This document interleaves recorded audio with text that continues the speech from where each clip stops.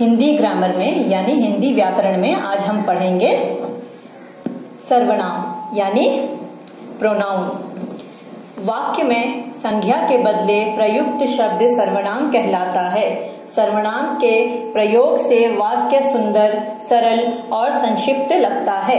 अब इंग्लिश में हम बोलते हैं ना, a word use instead of a noun is called a pronoun. उसी तरह से वाक्य में संज्ञा के बदले, संज्ञा मतलब नाउन, नाउन के बदले जो हम शब्द का उपयोग करते हैं उसे सर्वनाम कहते हैं। सर्वनाम से क्या होता है? सर्वनाम के प्रयोग से वाक्य जो हम लिखते हैं, सेंटेंस जो लिखते हैं या बोलते हैं, वो सरल और सुंदर हो जाता है।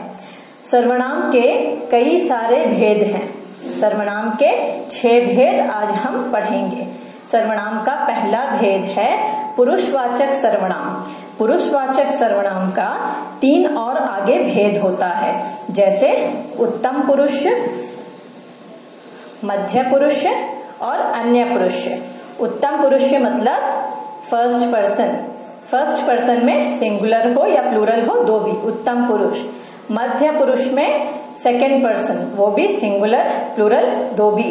और अन्य पुरुष में थर्ड पर्सन, यह या वो भी सिंगुलर और प्लूरल दो में भी उसका प्रयोग होता है।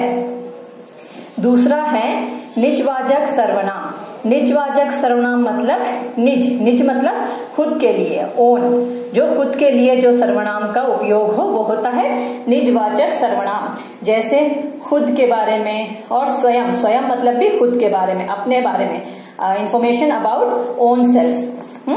अब पुरुषवाचक सर्वनाम जो है उसको हम लोग पर्सनल प्रोनाउन भी बोलते हैं।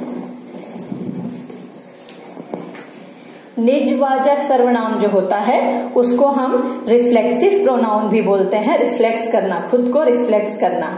तीसरा होता है निश्चयवाचक सर्वनाम। निश्चयवाचक सर्वनाम मतलब उसे हम डेफिनाइट प्रोनाउंस भी कहते हैं, जैसे कि उसने, उन्होंने, किसी व्यक्ति के बारे में बता रहे हैं तो उसने या उन्होंने का उपयोग करेंगे निश्चयवाचक सर्वनाम। अब चौथे नंबर पे है अनिश्चयवाचक सर्वनाम। अनिश्चयवाचक सर्वनाम मतलब इनडेफिनेट प्रोनाउन, यानी डेफिनेटली उसके बारे में हमें नहीं पता है, इनडेफिनेट है वो।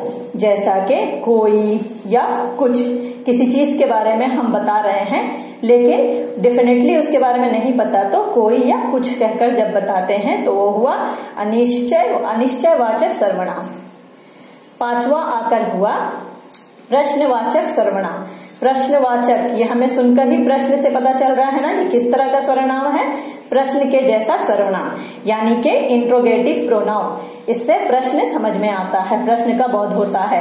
कौन, कहाँ, क्या, जैसे बोलते हैं ना इंट्रोगेटिव, इंट्रोगेशन वर्ड बोलते हैं ना, उस तरह से इंट्रोगेटिव प्रोनाउन।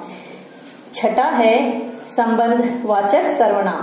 संबंधवाचक सर्वनाम मतलब, अब यहाँ संबंधवाचक सर्वनाम मतलब रिलेटिव प्रोनाउन, जिससे कि किसी चीज को रिलेट किया जाए, जिसका संबंध हो किसी चीज से, जैसे जो, सो, जैसे तैसे आदि।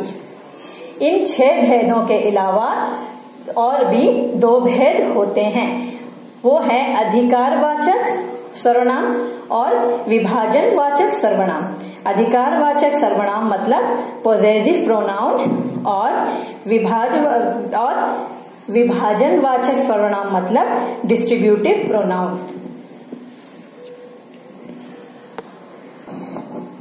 आशा करती हूँ बच्चों आपको सर्वनाम स्पष्ट समझ में आ गया होगा। अब आप इसे ध्यान से देखो, पढ़ो और याद कर लो। धन्यवाद।